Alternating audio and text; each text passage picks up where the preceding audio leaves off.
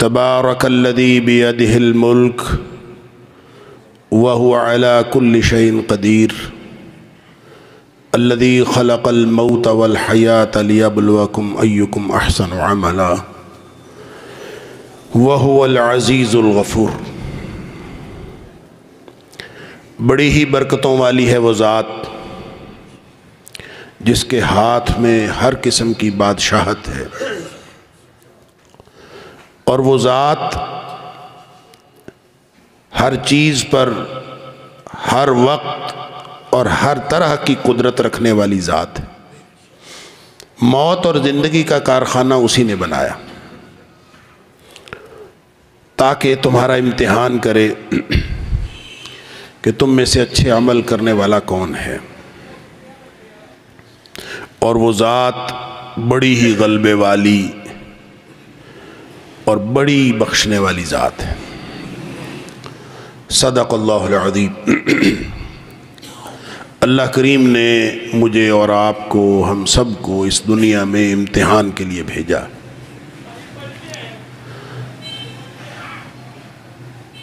اور اس امتحان میں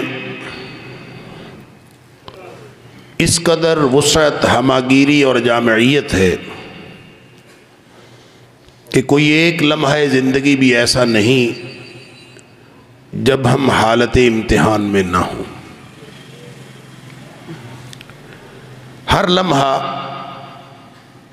یا ہم جنت کے قریب ہو رہے ہیں یا ہم جہنم کے قریب ہو رہے ہیں، اس لیے کہ کوئی کام دنیا میں فضول نہیں ہے۔ ربنا ما خلقت ھذا باطلا، یہ سارا نظام زندگی، سارا کائنات کا نظام اللہ کریم نے باطل اور فضول پیدا نہیں کیا، بس سمجھ نہیں آتی انسان کو۔ اس کو سمجھنے کے لیے کہ یہ باطل نہیں ہے، اللہ اکبر، تھوڑی سی ہمت اور محنت کی ضرورت ہے۔ امتحان ہر لمحے ہے۔ صرف 3 قسم کے لوگ ہیں جو نبی اکرم صلی اللہ علیہ وسلم نے فرمایا کہ ان کا امتحان نہیں ہو رہا ہوتا۔ ایک تو چھوٹا بچہ الصبی، دوسرا النائم، جو سویا ہوا آدمی ہے، اس کا امتحان نہیں ہو رہا ہوتا۔ یعنی رفع الاقلام عن 3، نبی پاک صلی اللہ علیہ وسلم نے فرمایا 3 قسم کے لوگ ہیں جن سے قلم اٹھا لیا جاتا ہے، اور اس میں ایک بچہ ہے، ایک سویا ہوا ہے، والمجنون، اور تیسرا وہ ہے جس کا دماغ چل گیا ہو، اس کو اپنے آپ کا نہیں پتا۔ اگر کوئی شخص مجنون نہیں ہے، سویا ہوا نہیں ہے اور صاحب شعور ہے، تو اس کا کوئی لمحہ زندگی امتحان سے باہر نہیں۔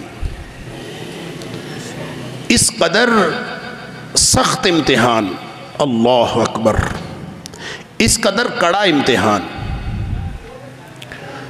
کہ بعض اوقات نبی اکرم صلی اللہ علیہ وسلم نے فرمایا کہ انسان کی زبان سے کوئی ایسا کلمہ نکلتا ہے، انسان کو اس کی پرواہ بھی نہیں ہوتی کہ میں نے کیا کہا۔ اب لکھنے والے تو تیار بیٹھے ہیں، قرآن کہتا ہے ما یلفظ من قول الا لدیہ رقیب عتید، زبان سے کوئی کلمہ نکلتا ہے اور لکھنے والا فوراً اس کو لکھ کر اللہ کے دربار میں وہ چلا جاتا ہے۔ وہ اللہ کی ناراضگی کا کلمہ ہوتا ہے، اللہ تعالیٰ اس ایک کلمے کی وجہ سے اس کو جہنمی لکھ دیتا۔ اسی طرح بعض اوقات اس کی زبان سے ایک ایسا کلمہ نکلتا ہے، وہ اللہ کی رضامندی اور خوشنودی کا کلمہ ہوتا ہے۔ انسان کو یاد بھی نہیں ہوتا، پرواہ بھی نہیں ہوتی میں نے کیا کہا تھا، لیکن وہ اللہ کی خوشنودی کا کلمہ اس نے کہا ہوتا۔ اللہ اکبر۔ وہ کلمہ جب اللہ کے دربار میں پہنچتا ہے تو اللہ تعالیٰ اس ایک کلمے کی وجہ سے اس کو جنتی لکھ دیتا۔ گویا ہر لمحہ جنت اور جہنم کے فیصلے ہو رہے ہیں۔ بعض اوقات انسان کو اپنے اعمال کی تفہیم نہیں ہوتی، اپنی زندگی کا مقصد سمجھ میں نہیں آتا، اور بہت سارے کام انسان کر رہا ہوتا ہے اور اس کو کوئی سمجھائے تو وہ کہتا ہے اس کا جنت جہنم کے ساتھ کیا تعلق۔ اگر کوئی مثال کے طور پر کوئی اگر گیم کھیل رہا ہے، کوئی اپنی مرضی کی زندگی گزار رہا ہے، کوئی شخص کوئی اپنا شغل کر رہا ہے، اس کو بتایا جائے کہ بھائی یہ نہ کرو، تو وہ کہتا ہے اس کا جنت جہنم کے ساتھ کیا تعلق ہے؟ اللہ اکبر! جب ہر لمحہ جو محنت کی جا رہی ہے اس کا ایک نتیجہ نکلے گا۔ قرآن نے کہا یا ایھا الانسان انک کادح الی ربک کدحا فملاقی، اے انسان تو محنتی اور مشقتی پیدا کیا گیا ہے۔ ہر لمحہ انسان کی مشقت کا، انسان کی محنت کا۔ انک کادح، تو کادح، اور کادح اس عربی زبان میں اس کو کہتے ہیں جو یہ مزدوری کرتا ہے، سارا دن وزن اٹھاتا ہے، مشقت کرتا ہے تاکہ کچھ اس کو مل جائے، کادح وہ مزدور ہوتا ہے۔ انک کادح، اے انسان تو بحیثیت انسان کادح، اگر تو انسان ہے تو محنتی اور مشقتی۔ اور یہ محنت اور مشقت ٹھہری ہوئی نہیں ہے، الی ربک، محنت کرتے ہوئے تیرا سفر تیرے رب کی طرف جاری، قدحن یہ سفر جاری ہے، فملاقی یہ اس وقت جا کے سفر مکمل ہوگا جب اللہ سے ملاقات ہو جائے۔ لہذا یہ کیسے ہو سکتا ہے کہ انسان ہو، مجنون بھی نہ ہو، سویا ہوا بھی نہ ہو، صاحب شعور بھی ہو، وہ کہے کہ میرے اس عمل کا تعلق جنت جہنم کے ساتھ نہیں ہے؟ یہ کیسے ممکن ہے؟ ہر وہ عمل جو جنت میں لے جانے والا نہیں ہے وہ لازماً جہنم میں لے جانے والا ہے، کیونکہ گھر تو دو ہی ہیں، کوئی تیسرا گھر تو ہے کوئی نہیں۔ لیکن انسان کو اس کی سمجھ نہیں آتی، یہ سلسلہ سمجھ میں نہیں آتا۔ اللہ کریم نے فرمایا ان فی خلق السماوات والارض واختلاف اللیل والنہار لآیات لأولی الالباب، کائنات پر غور و فکر کرو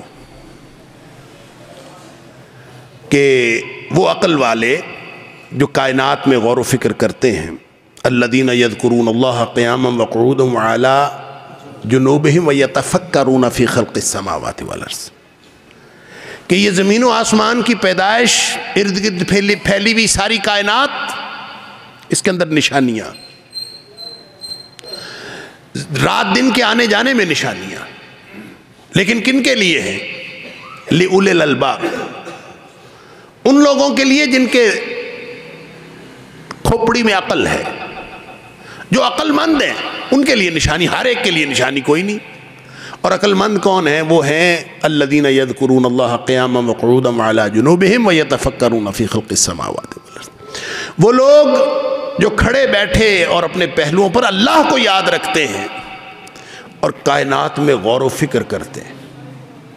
جب ان کے لیے نشانیاں ہیں تو ان کو بات سمجھ میں آتی ہے، جب بات سمجھ میں آتی ہے تو پھر کیا سمجھ آتا ہے؟ ان کو فوراً اپنا انجام نظر آنا شروع ہو جاتا ہے۔ پھر یہ دعا کرتے ہیں ربنا ما خلقت ھذا باطلا، اللہ یہ تو کائنات کا نظام باطل پیدا نہیں فرمایا، سبحانک فقنا عذاب النار، تو پاک ہے، تو پاک ہے۔ اب یہ جو سبحان کا کلمہ ہے، سبحان اللہ، پاک کس چیز سے پاک؟ ترجمہ ہم کرتے ہیں عیوب و نقائص سے پاک۔ جو ذات عیوب و نقائص سے پاک ہوتی ہے وہ کمالات اور خوبیوں کا مجموعہ بھی ہوتی، جس میں کمی نہیں ہوتی اس کا مطلب ہے وہ پرفیکٹ ہے، وہ مکمل ہے۔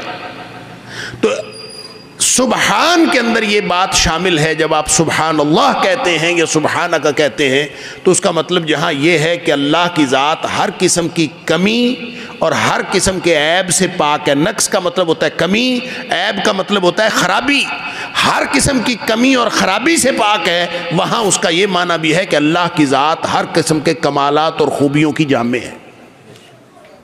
سبحانک، یا اللہ تو پاک ہے، خرابی ادھر ہے، فقنا عذاب النار، اللہ ہمیں جہنم کے عذاب سے بچا لے۔ انجام نظر آنا شروع ہو جاتا ہے۔ گھر دو ہی ہیں، یا جنت ہے یا جہنم. اللہ ہمیں جہنم سے بچا لے.